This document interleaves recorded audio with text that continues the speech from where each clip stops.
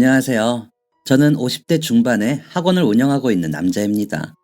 곧 수능이 다가오다 보니 마무리 특강을 준비하다가 제가 수능을 볼 때가 생각이 나 이렇게 사연을 쓰게 되었습니다. 제가 글로 읽는 것보다 귀로 들으면 더 잘 기억하는 까닭에 무언가 틀어놓고 듣는 걸 좋아하는데 쉬고 싶은 시간에 즐겨 듣던 채널에 이렇게 사연을 보내게 되어 영광입니다. 저는 굉장히 불우한 유년 시절을 보냈습니다. 아버지는 일하느라 항상 바쁘셔서 집에 잘 들어오지 못하셨고, 어머니는 제가 초등학교 3학년 때쯤 저보다 4살 어린 여동생과 저를 두고 집을 나가셨습니다. 그 후로 어머니를 만난 적은 없는데 나중에 동생이 알아본 바로는 외국에 어디에 가서 산다는 이야기를 하더라고요. 따지고 싶어서 찾아보려고 했는데 그조차도 못하게 멀리 떠났다며 울면서 말했었거든요. 아버지는 어머니가 사라진 것을 알고 찾아보려고 애를 쓰셨던 것 같습니다. 저와 동생은 그때 어려서 몰랐는데 나중에 그러시더라고요. 찾았는데 다른 남자랑 이미 같이 살면서 배가 불러있어 그냥 이혼 서류에 도장 찍어 던져주고 오셨다고요. 끝까지 버티면서 애를 먹일까도 생각했었는데 임신한 배를 보니 저와 동생이 뱃속에 있을 때가 생각나 차마 그러지 못하셨다고요. 제가 30대 중반이나 돼서야 그 이야기를 들었으니 아마 어머니 뱃속에 있던 그 아이도 이제는 성인이 되었겠죠. 본인이 어떻게 태어났는지 알면 자괴감이 들 텐데 잘 살고 있는지 궁금하네요.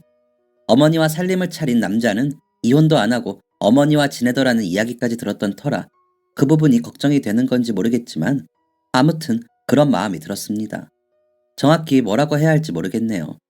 하루아침에 엄마를 잃은 저희 남매는 바쁜 아버지가 아무리 노력을 하셔도 그 빈자리가 티가 나기 시작했습니다.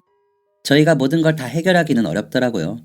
아버지는 급한 대로 집에서 살림을 해주실 이모님을 부르셨고 고모님이 집에 오셔서 계시게 하셨습니다. 그때 고모님은 무슨 이유에서인지 시집도 안 가시고 혼자 지내시면서 일도 안 하시는 상태셨거든요. 저희 집에 오셔서도 딱히 하시는 일은 없으셨습니다. 이모님께 뭘 해달라거나 하는 아버지의 요구사항들을 전달하고 잘 하는지 살피셨죠. 그때는 어머니가 안 계신 것만 빼면 다른 문제는 없던 터였고 오히려 풍족한 편이었기에 아버지는 저희를 그런 식으로라도 돌보고 싶으셨던 것 같습니다. 고모는 저희에게 말도 안 걸고 밥도 혼자 먹었습니다. 저희가 가까이 있기만 해도 인상을 쓰며 피했거든요. 보다 못한 이모님이 석훈이 고모, 그냥 아이들하고 같이 드시면 안 돼요? 아니, 애들 보려고 와 계신 거 아니에요? 애들이랑 그래서 언제 친해지겠어요? 라고 하시니 그제야 밥은 같이 먹더라고요. 고모는 저희 숙제를 봐준다거나 저희 목욕을 도와준다거나 옷을 챙긴다거나 하는 일은 하지 않았습니다. 오히려 이모님이 저희에게 씻어라, 숙제했냐, 책 읽어라 등등의 일들을 챙기셨습니다. 도대체 왜 저희 집에서 지내는지 알 수 없는 사람이었습니다. 고모는 그렇게 지낸 지 한 3년이 되었을 때쯤 아버지는 저희를 살던 집에서 더 작은 집으로 이사시키셨습니다. 그러면서 이모님은 그만 나오시라고 했다면서 저희에게 이별을 고하시며 눈물을 보이시더라고요. 동생도 이모님과 헤어지기 싫다고 울고 불고 난리도 아니었습니다. 저도 찔끔거리며 울었습니다. 하지만 고모는 아무 상관이 없다는 듯이 행동하더라고요. 이사를 가서도 고모는 돌보거나 빨래를 해주거나 옷을 세탁해주거나 청소를 해주는 일은 없었습니다. 그저 냉장고에 먹을 거 사놨으니까 먹어. 설거지는 이제 할 줄 알지? 라는 말만 했습니다. 하루는 참다 못해 겨우 만난 아버지께 차라리 저희에게 돈을 주시고 저희끼리 지내게 해주시면 안 돼요? 고모가 있으면서 오히려 저희가 더 힘들어요. 빨래나 설거지도 더 많고 저희 학교 가고 나면 집도 더 어지르고 학교 다녀와서 그거 치우는 것도 일이에요. 라고 하소연 아닌 하소연을 했습니다. 분명 고모가 자는 것을 확인하고 이야기를 시작했는데 언제 일어났는지 야, 너 뭐라고 했어? 라면서 소리를 치더니 달려오듯 저에게 돌진해 저의 머리채를 잡더라고요. 저는 그대로 머리를 휘어잡혀 끌려다녔고 동생은 그 모습을 보고 놀라 울기 시작하고요. 아버지는 깜짝 놀라 고모를 제게서 떼놓으시더니 너 평소에도 애들한테 손댔냐? 엄마도 없이 크는 조카들 좀 봐주라고 내가 다달이 용돈도 넉넉히 챙겼는데 불쌍한 내 새끼들 때렸어? 라며 소리를 지르시더라고요. 그제야 정신이 났는지 고모는 제게서 손을 떼더니 아니 오빠 그게 아니고 석훈이 말하는 것 좀 봐 기껏 지켜줬더니 라며 어버버거리며 횡설수설하더라고요. 그런 고모를 향해 동생이 고모가 우리를 언제 지켜줘요? 맨날 오빠가 다 했는데 내가 준비물 사달라고 했는데 안 사주고 너처럼 엄마 없는 애들은 준비물 안 가져가도 다 이해한다면서 그냥 가라고 했잖아요. 얻어쓰라고! 라며 소리치며 울더라고요. 그 말을 들은 아버지는 고개를 숙이고 깊은 한숨을 쉬시더니 너 당장 짐 싸서 나가. 다시는 나한테 돈소리 하지 마. 지금부터 너 용돈이고 뭐고 없어. 라며 고모를 내쫓기 시작하셨습니다. 고모는 내가 가면 어딜 가? 오빠 나한테 이러면 안 되지. 라며 격렬하게 반항했지만 아버지의 힘을 이겨내지 못하고 내쫓겼습니다. 아버지는 문을 닫고 뒤돌아 고개를 숙인 채 한참을 흐느끼며 우셨습니다. 그러더니 놀라서 보고 있는 저희 남매를 안고 우셨습니다. 미안하다. 아버지가 일하느라 너희를 이렇게 힘들게 하는구나. 너희가 무슨 죄니? 라면서 저희가 숨이 막힐 정도로 안아주셨습니다. 고모는 그렇게 시골 할머니 집으로 간 건지 더 이상 나타나지 않았습니다. 대신 저희 앞에는 새로운 인물들이 나타나기 시작했습니다. 처음에는 아버지의 이름을 확인하며 아버지가 같이 사는지 물어보더니 현관문을 세차게 두드려 문을 열어주면 신발을 신은 채로 들어와 이방 저방 들여다보곤 했습니다. 그 사람들이 나타나기 시작하면서 아버지는 더 가끔 집에 오셨습니다. 새벽에 와서 저희에게 10,000원짜리 몇 장을 주시고는 가시곤 하셨죠. 동생은 그런 아버지에게 가지 말라고 잡곤 했는데 그럴 때마다 조용히 하라는 손짓을 하시고는 바람처럼 사라지셨습니다. 무슨 일인지 몰라 저와 동생은 답답하고 두려웠지만 곧 아버지께서 아무 일 없다는 듯이 돌아오실 거라고 믿고 기다렸습니다. 잘 먹고 잘 자고 열심히 공부를 했습니다. 나름대로 잘하는 편에 끼었던 저는 동생 공부도 봐주고 숙제도 도우며 지냈습니다. 그렇게 하면 제 소원이 이루어질 거라고 믿었거든요. 착한 아이 소원은 들어주신다고 했으니까요. 하지만 저희에게 세상은 그렇게 따뜻하지 않았습니다. 제가 중학교를 졸업할 때쯤 저희 집에는 온갖 물건에 빨간 압류 딱지가 붙었고 등기로 집에서 나가라는 퇴거 명령서가 도착했습니다. 아버지는 돌아오시기는커녕 교도소에 계신다는 편지를 보내오셨고요. 동생을 데리고 면회를 갔죠. 그곳에서 본 아버지의 모습은 TV에서 보던 나쁜 사람 같아 보였습니다. 아버지는 석훈아, 아빠가 곧 나갈 거니까 동생 잘 보고 있어. 집은 아빠가 어떻게든 지켜보려고 했는데 잘 안 됐어. 아빠가 편지에 통장 비밀번호랑 썼거든. 그 돈으로 작은 새빵이라도 구해서 이사해. 미안하다. 라며 우시는데 아버지가 아닌 것 같아 낯설어 눈물도 안 나더라고요. 동생은 아빠라며 우는데 저는 실감이 안 났습니다. 그래서 가만히 아버지 얼굴만 보았습니다. 얼굴은 분명 우리 아버지가 맞는데 눈빛과 모습이 낯설더라고요. 동생을 데리고 집으로 돌아와 여기저기 붙은 빨간 압류 딱지가 다시 눈에 들어오자 그제야 눈물이 났습니다. 며칠 뒤 아버지 말대로 아버지에게서 편지와 통장이 도착했습니다. 편지에는 도장과 신분증이 있는 것이 쓰여 있었고 통장 비밀번호도 있더라고요. 동생과 학교도 가지 않고 돈을 찾아 부동산에 갔습니다. 아버지는 지방에 일을 가셨는데 곧 오실 거라며 집을 보여달라고 말을 했습니다. 저희를 위아래로 훑어보시던 부동산 사장님들은 어른들하고 같이 와. 애들끼리 집 보러 가면 누가 좋아하니? 라며 집 보여주기를 거절했습니다. 겨우겨우 새빵 놓는다는 벽보를 보고 집주인과 직접 만나 계약을 하고 압류 딱지가 붙지 않은 짐들을 날랐습니다. 혹시나 나타날지 모르는 빚쟁이들의 눈을 피해야 했으므로 늦은 밤이나 이른 새벽에 움직였습니다. 짐도 많지 않아 이틀 만에 끝냈습니다. 통장의 돈은 빠듯했습니다. 아버지가 한두 달 안에 돌아오지 못하면 월세도 못 내고 쫓겨나야 할 판이었습니다. 그래서 저는 고등학교 진학을 자연스럽게 포기했습니다. 담임 선생님께 상황 설명을 하면서 얼마나 울었는지 모릅니다. 하지만 방법이 없었습니다. 졸업장은 받으러 오라는 선생님 말씀에 저는 차마 대답도 못하고 학교를 빠져나왔습니다. 그리고 간 곳이 공사장이었습니다. 반 친구 중 한 명이 거기 가면 일은 힘들어도 돈을 많이 받는다고 하더라고요. 그 말만 믿고 덜컥 공사장으로 가 사무실을 찾았습니다. 여기서 일하려면 어떻게 해야 하나요? 라고 묻는 저를 처음에 놀란 듯 보던 사무실 직원들은 학생이 왜 이런 데서 힘들게 일을 하려고 그래? 용돈 필요해? 라며 웃으며 묻더군요. 그래서 동생이랑 먹고 살려면 돈 벌어야 돼서요. 월세 못 내면 바로 나가라고 주인 아주머니가 그러셨어요. 무슨 일이라도 시켜만 주시면 열심히 할 테니까 제발 일 좀 시켜주세요. 라며 울먹거리며 말을 하는 저를 소장님이라는 사람이 가만히 보더니 오늘은 늦었고 내일 아침 8시까지 여기 문 앞으로 와 라고 하시더군요. 일자리가 생겼다는 사실에 너무 기뻤습니다. 집으로 가는 길에 고기도 좀 사고 달걀도 좀 샀습니다. 동생이 제일 좋아하는 반찬이 달걀말이었거든요. 저는 비록 학업을 중단했지만 동생은 그렇게 하고 싶지 않다는 생각에 마음을 다잡았습니다. 동생에게는 오빠가 학교에 일이 있어서 며칠 일찍 나갈 것 같아. 아침 차려놓으면 챙겨서 먹을 수 있지? 라고 거짓말을 했습니다. 괜히 제가 공사장에서 일하게 된 것을 알면 동생이 위축될까봐요. 고기는 돼지 뒷다리살이 제일 싸 그 부위를 사서 동생이 좋아하는 간장 양념에 재웠다가 볶아 먹었습니다. 예전부터 반찬 투정이 없는 아이라 뭐라도 해주면 맛있다면 먹는 동생이 고맙고 기특했습니다. 동생 밥 위에 고기를 얹어주며 희수야, 오빠가 고기 많이 사줄게. 그러니까 많이 먹고 살 좀 쪄라 라면서 웃는데 기분이 이상하더라고요. 학교도 그만두고 일을 나가는 거 별거 없다고 생각했습니다. 그런데 막상 그날은 기분이 이상했습니다. 매서운 겨울 추위보다 세상 인심이 더 무서운 거라며 국어 시간에 말씀하시던 선생님의 말들이 떠올라 마음이 무거웠습니다. 다음날 아침이 되어 약속대로 공사장 앞으로 갔습니다. 불을 지펴놓고 모인 아저씨들이 불에 모여 손을 녹이고 있더군요. 괜히 가슴이 두근거려 조심스럽게 다가갔습니다. 어제 만났던 소장님이 그 안에 섞여 계시더군요. 저를 보시더니 왔어. 동생이랑 먹고 살려면 정신 바짝 차려야 돼. 여기 이 아저씨 보여? 이 아저씨가 시키는 일만 해. 그러면 돼.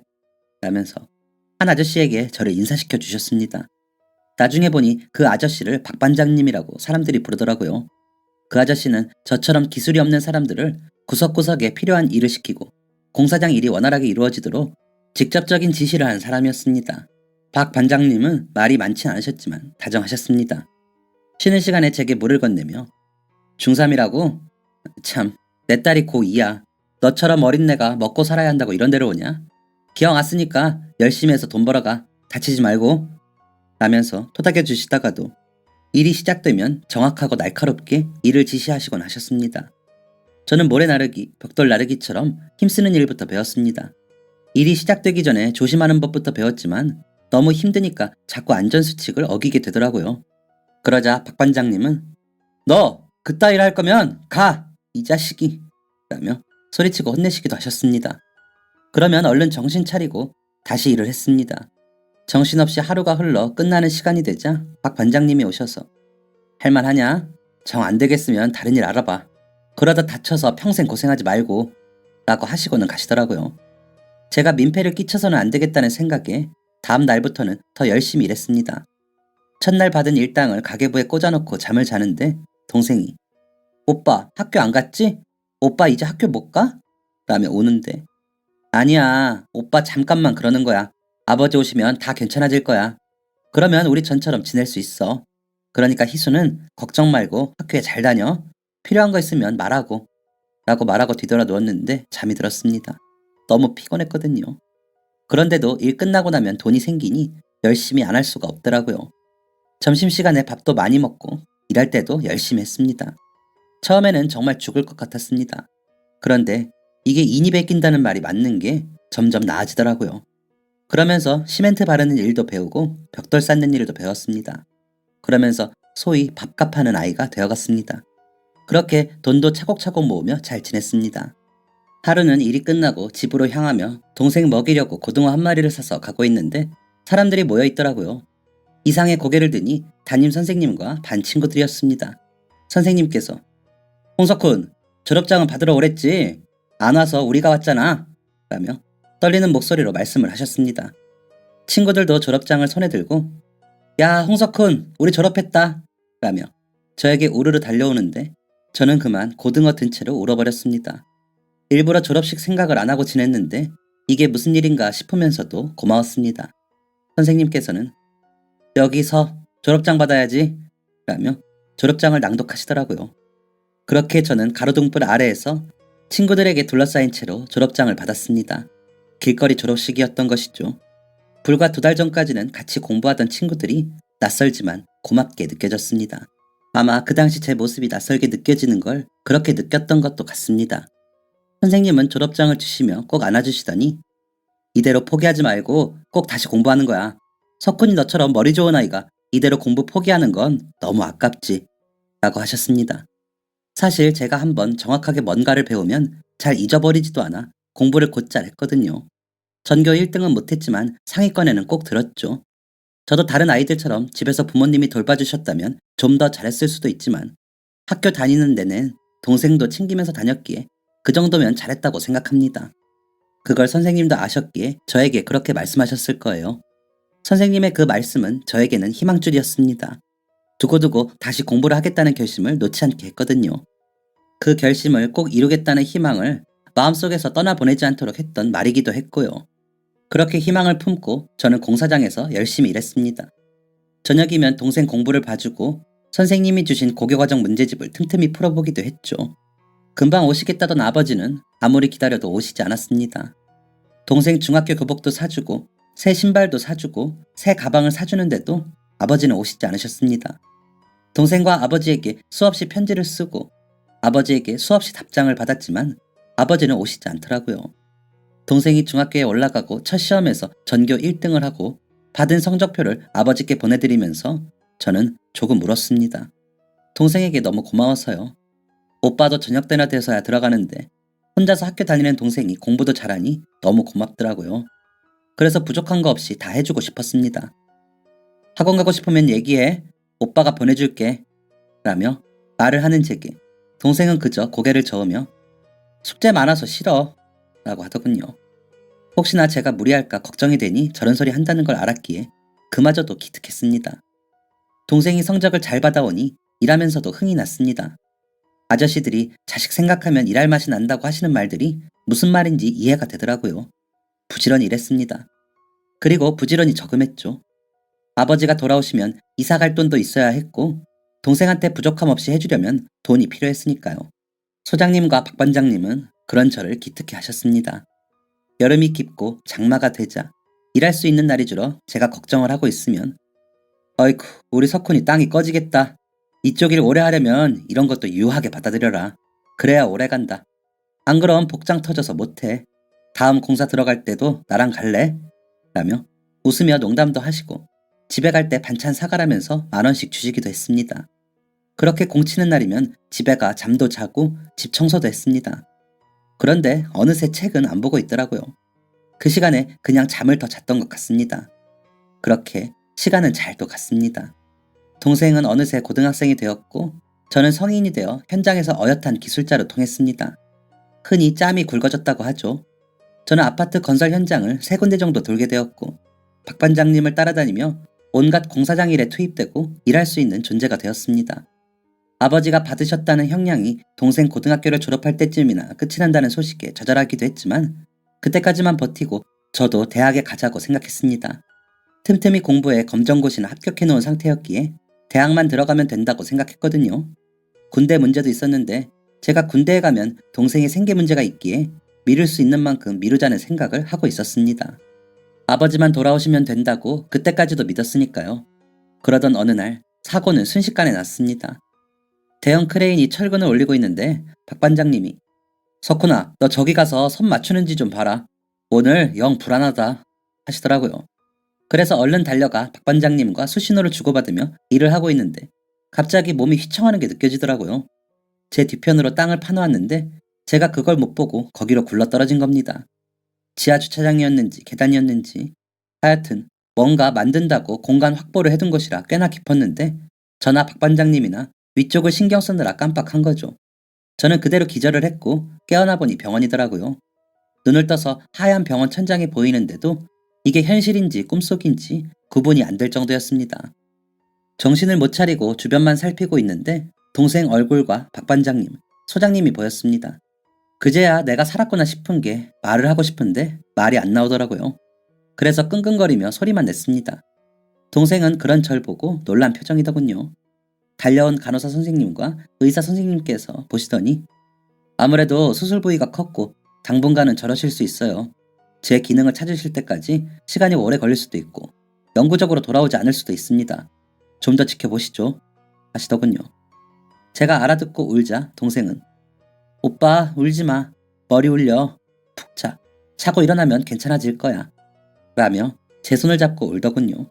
저는 그런 동생을 안아주고 괜찮다고 말하려고 했는데 말은 안 나오고 이상한 소리만 흘러나오더라고요. 그런 저를 진정시키기 위해 안정제를 투약했는지 잠이 들었습니다. 잠이 들면서도 기도했습니다. 제발 자고 일어나면 다 괜찮아지게 해달라고요. 제 소원은 너무 쉽게 이루어졌습니다.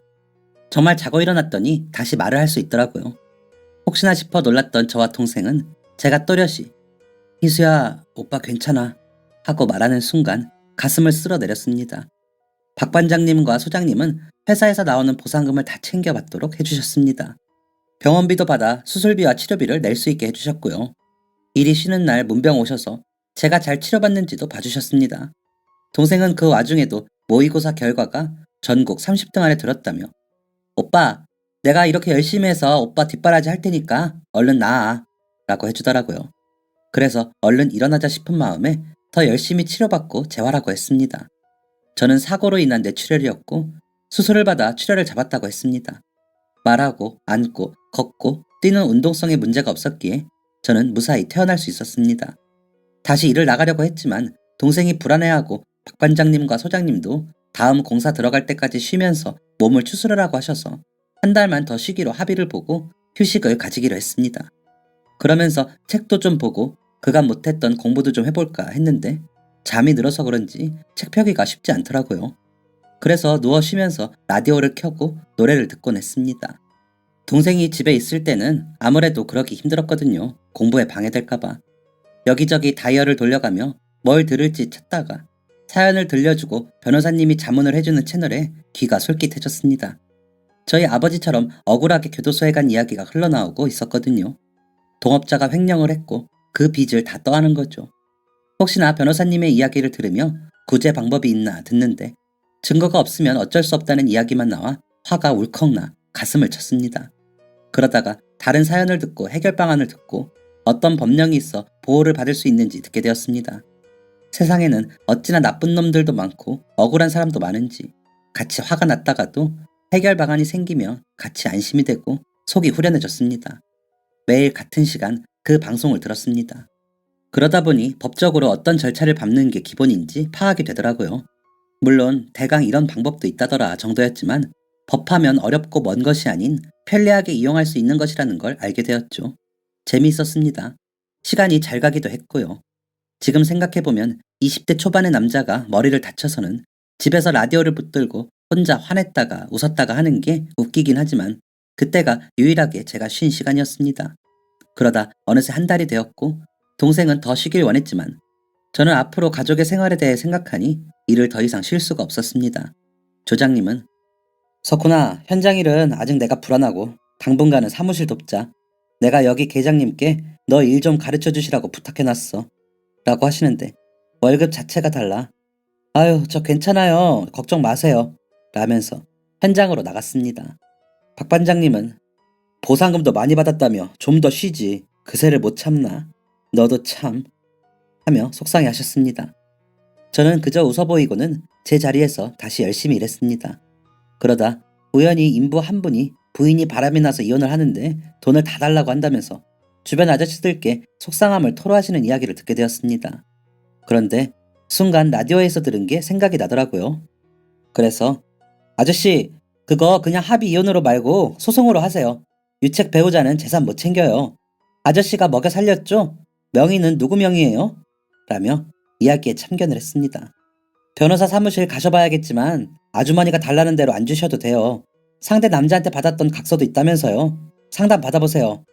라면서 이야기를 마무리 지었는데 며칠 뒤 그 아저씨가 석훈아, 너 진짜 똑똑하다. 변호사 말이 너가 한 말이 맞다고. 같이 산 세월이 있어도 유책 배우자인가 뭔가 아무튼 그쪽 주장이 기각된다더라. 라면서 겁이 나서 못 가던 변호사 사무실에 갈 수 있게 해줘서 고맙다고 인사를 하시더라고요. 하필 구내 식당에서 그 이야기를 하시는 바람에 다른 아저씨들도 집주인과의 분쟁, 접촉사고 처리, 개주의 도망 등등의 이야기들을 물어오셨습니다. 저도 잘 몰라요. 라디오에서 들은 거예요. 자세한 건 꼭 변호사나 경찰이랑 이야기하셔야 돼요. 라고 했지만 야, 우리 같은 사람들은 당장에 쉽게 이야기만 해줘도 감사다. 가서 너가 일러준 대로 묻고 따졌더니 경찰도 더 잘 도와주더래. 라면서 계속 물어오시더라고요. 그러다 보니 틈틈이 그 방송을 듣고 기억해 두었다가 무슨 법과 관련이 있는지 알아두는 게 제 일과가 돼버렸습니다. 어느 날은 점심을 먹고 귀에 이어폰을 꽂고는 방송을 들으며 그늘 밑에 누워 쉬고 있는데 누군가 저를 툭툭 치더라고요. 눈을 떠보니 식당에서 일하는 누나였습니다. 무슨 일 있으세요? 라며 벌떡 일어나 물으니, 아니 너는 똑똑한 애가 왜 공부 안 하고 이러고 있어? 저번에 다쳤을 때 받은 돈으로 차라리 공부를 좀 하지 라고 하는 겁니다. 당황스럽기도 하고 얼굴과 나이만 알고 지내며 인사만 하던 사람이 갑자기 다가와서 말을 하니 놀라. 그게 이러면서 어버버거렸습니다. 나 같으면 공부해서 출세해 동생 돌보겠다 라고 하더니 점심 간식으로 나왔던 자두를 제게 몇 개 더 주고는 휙 다시 식당으로 가더라고요. 왜 저러나 싶어 멍하니 보고 있다 보니 점심시간이 끝나 다시 일터로 돌아갔습니다. 다음 날에는 누나가 오늘 끝나고 반찬 가져가. 내가 챙겨놨어. 이모한테는 비밀이다. 라면서 또 휙 돌아 들어가더라고요. 누나에게 무슨 일이 있는데 말을 못해 저러나 싶어 다음 날 또 다가왔기에 누나 무슨 일 있어요? 왜 그래요? 라고 물었습니다. 그러자 저를 빤히 보더니 왜겠니? 너는 똑똑한 애가 눈치는 없구나. 너 좋아서 그러는 거잖아. 다 큰 처녀가 총각한테 와서 괜히 말 걸고 먹을 것 챙기고 하는 게 왜 그러겠어? 라고는 또 휙 돌아 들어가 버리더라고요. 누나의 말을 듣고 저도 온몸에서 열이 오르는 게 느껴지더라고요. 갑자기 덥다는 생각이 들었습니다. 누나를 보며 남몰래 그냥 예쁘다고 생각을 하고 있었기에 더 그렇더라고요. 다음 날부터 밥 먹으러 가서 누나를 마주치면 고개를 못 들겠더라고요. 부끄러워서요. 동생 잘 키울 생각만 했지. 연애하고 누구 좋아하고 그런 생각은 해본 적이 없던 터라 갑작스러운 마음이기도 했고요. 그래서 며칠은 그렇게 누나의 시선이 느껴지는데도 고개를 숙이고 피하기만 했습니다. 한편으로는 그런 감정들이 사치스럽다고 생각이 들기도 했고요. 그러다 아버지가 곧 출소하신다는 소식을 듣게 되었습니다. 저 대신 동생이 아버지와 편지를 계속 주고받으며 아버지 소식을 알려주곤 했는데 드디어 아버지가 돌아오신다는 소식을 들으니 마음이 들뜨고 좋더라고요. 혼자 생각으로 아버지가 분명히 나중을 위해 어딘가에 재산을 가져다 놓았을 것이고 그러면 우리는 고생을 하지 않아도 된다는 생각을 하고 있었거든요. 그래서 아버지가 돌아오시면 늦었지만 공부를 해서 대학에 가려고도 생각 중이었고요. 그럼 누나에게 좀 더 당당해질 수 있을 것 같아 절 보고 돌아서는 누나를 불러 세웠습니다. 사람들 눈을 피해 한쪽 구석으로 간 저는 누나, 어쩌면 내가 사정이 좀 나아져서 공부할 수도 있을 것 같아. 누나만 괜찮으면 내가 대학 갈 때까지만 기다려 줄래? 라고 물었습니다. 그러자 누나는 저를 빤히 보더니 너가 대학에 가면 나 같은 거 쳐다나 보겠니? 그런 말로 나 꿰지 마. 괜히 민망하고 불편하니까 그러나 본데 됐어. 라면서 가버렸습니다. 며칠을 고민하고 한 말을 그렇게 곡해하고 가버리는 누나가 밉더라고요. 그래서 저도 그만두자 싶어 별 말을 안 했습니다. 소장님과 박 반장님께도 아버지 출소 이야기를 하며 아버지 오시면 일 그만두고 공부할 거라고 말씀드렸습니다. 소장님과 박 반장님은 이제야 제가 고생을 덜게 됐다며 좋아하셨고요. 그동안 제가 번 돈은 동생과 저의 등록금과 당장 아버지가 출소하시면 이사 비용으로 쓸 생각이었습니다. 아버지에게 당당하게 내밀 만한 액수이기도 했고요.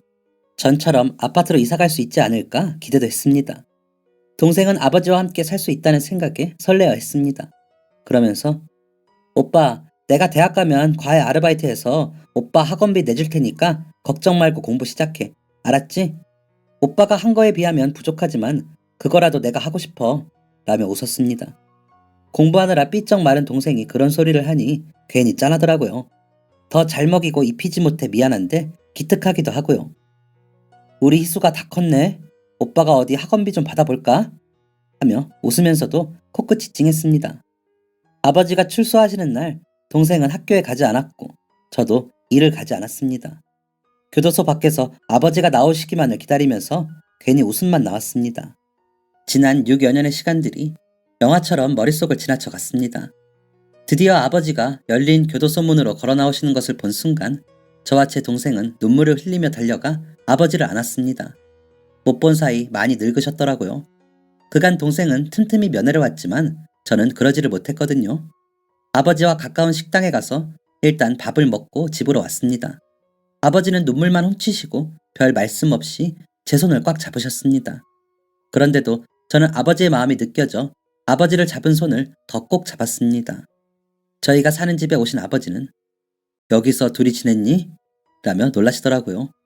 방 한 칸에 반지 하방에서 지내는 건 아셨지만 아무래도 생각보다 더 꼴이 말이 아니었나 보더라고요. 저와 동생은 어색하게 웃으면서 막상 지내면 지낼만 해요. 라며 변명 아닌 변명을 했습니다. 아버지는 한참을 두리번거리며 집을 살피시더니 이내 벽을 보고 누워 주무셨습니다. 지치고 피곤한 기색이 완연한 아버지의 모습에 저와 동생은 얼마나 고단하실까 싶어 그냥 그렇게 두었습니다. 새벽에 놀라 소리치며 일어나시긴 했지만 아버지는 아침 일찍 일어나셨고 저녁 일찍 주무셨습니다. 낮에도 거의 누워만 지내시는 것 같더라고요. 차려놓은 음식이 하나도 줄지 않았거든요. 며칠을 그렇게 주무시기만 하던 아버지는 저와 동생이 일과 학교에 나간 사이 집을 나가셨습니다. 나까지 짐이 될 수 없어 떠난다. 하지만 돈 벌어올게. 3개월 안에는 올 테니까 기다려줘라. 미안하다. 라고 쓰여 있었습니다. 아니, 써져 있다며 동생이 붙들고 울더라고요. 머리가 아득해졌습니다. 아버지만 출소하시면 모든 게 다 해결될 줄 알았는데 아버지도 방법이 없으셨던 겁니다. 나름 야무지게 세웠던 계획들이 와르르 무너지는 게 느껴지니 서운했지만 불안한 마음에 일을 그만두지 않은 것이 너무 다행이더라고요. 실망해 우는 동생에게 아버지가 얼마나 괴로우시면 이렇게 하고 나가셨겠니?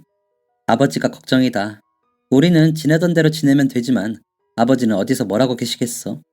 희수야, 흔들리지 말고 너는 공부해. 오빠도 하던 대로 일하면 돼. 라며 안심을 시켜줬습니다. 그러면서도 진심으로 아버지가 걱정이 됐습니다. 세상이 만만치 않다는 걸 저는 알았으니까요. 혹시나 아버지가 전과자 낙인을 달고 고생하지는 않으실까 걱정이었습니다. 어디 가서 찾아야 할지 막막해 어떻게 해야 할지 모르겠더라고요. 아버지 출소 소식을 듣고 거의 매일 언제 일 그만두냐고 물으시는 소장님과 박 반장님께는 계속 일하게 해달라며 웃었습니다. 제 표정에서 쓸쓸함이 느껴졌는지 그 후로는 별 말씀 없이 전처럼 일하며 지내게 해주시더라고요. 저도 한숨을 크게 쉬는 버릇이 생기긴 했지만 전처럼 열심히 일만 하려고 노력했습니다. 동생 대학에 보내고 좋은 물건 사주려면 그래야 하니까요. 아무렇지 않은 척 열심히 일했습니다. 아버지는 연락이 없으셨기에 참고 기다렸습니다. 그러는 사이 시간은 또 흘렀고 동생은 드디어 대학에 들어갔습니다. 좋은 약을 만들어서 약만 먹어도 낫게 하고 싶다며 약학과에 진학을 했습니다. 너무 자랑스럽고 기특했죠. 보는 사람마다 자랑을 하고 싶을 정도였으니까요. 동생은 정말로 과외를 하며 돈을 벌며 학교에 다녔습니다. 그러면서도 과 수석을 놓치지 않았습니다. 성적 장학금으로 장학금도 받았습니다. 3학년쯤 된 동생은 저에게 오빠 이제 좀 쉬면서 공부해. 그간 모은 돈도 있고 나도 계속 벌고 있으니까 우리 생활은 되잖아. 오빠 곧 있으면 30이야. 얼른 공부 시작해.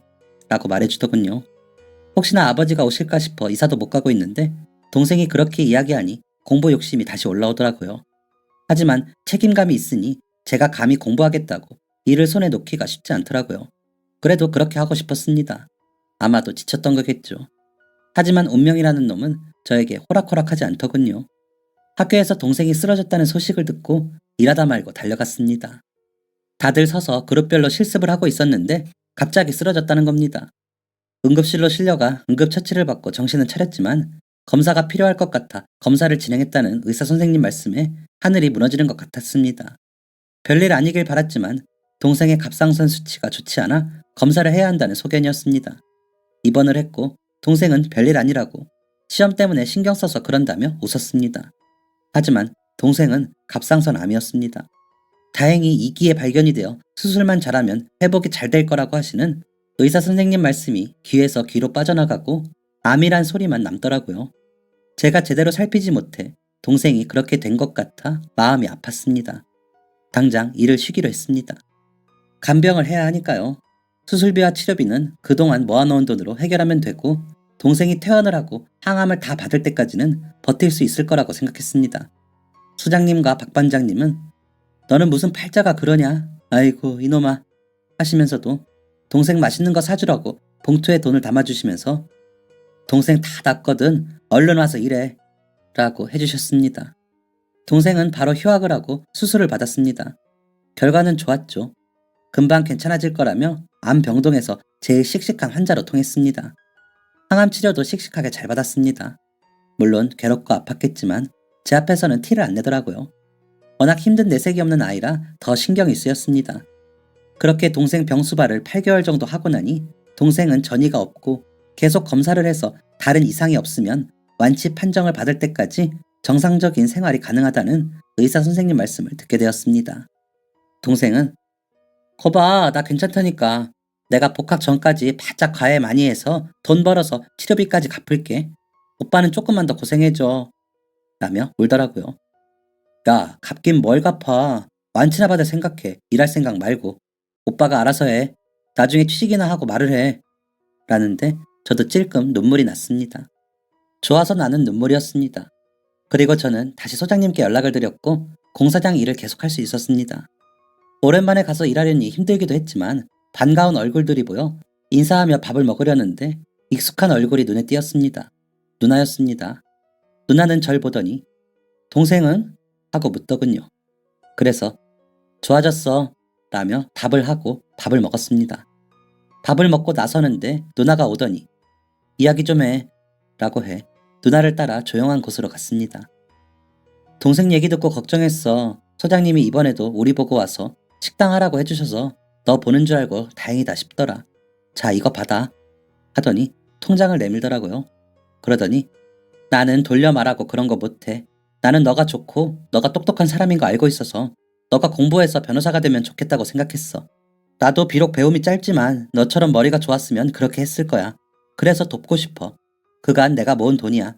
우리 엄마랑 아빠가 시집 갈 때 쓰라고 만들어준 통장이니까 이거 너 주고 나 너한테 시집 갈래 라고 하는 겁니다.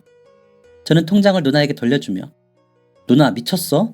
내가 무슨 결혼을 해. 동생도 하나 제대로 책임을 못 지는데 내가 무슨 결혼이야. 누나 고생하고 싶어? 라면서 화를 냈습니다. 그러자 누나는 다시 통장을 내밀며 난 너와 함께라면 고생해도 좋아. 난 그래. 라고는 들어가 버렸습니다. 통장을 들고 이게 무슨 날벼락인가 싶어 멍하니 있었습니다. 저 여자가 무슨 고생을 하려고 저러는가 싶은 게 정신이 없더라고요. 그날 저녁 퇴근을 하는데 입구에 누나가 서 있었습니다. 가방 하나를 들고요. 나 이제 너 따라갈 거야. 가서 나는 너랑 살면서 너 뒷바라지 할 거야. 동생이랑 지낸다고 했지? 동생 뒷바라지도 내가 할게. 둘이만 사는 거 아니니까 이상한 생각 말고. 난 미래를 위해 투자하는 거야. 라면서 저를 잡아 끌었습니다. 구내식당 사장님 내외분의 딸인 누나가 왜 저 때문에 고생을 하려는지 이해가 되지 않았지만 일단 달랠 생각으로 집으로 데려갔습니다. 집에 도착하자마자 쓸고 닦고 빨래하고 부엌 살림 다시 정돈하고 바쁘더라고요.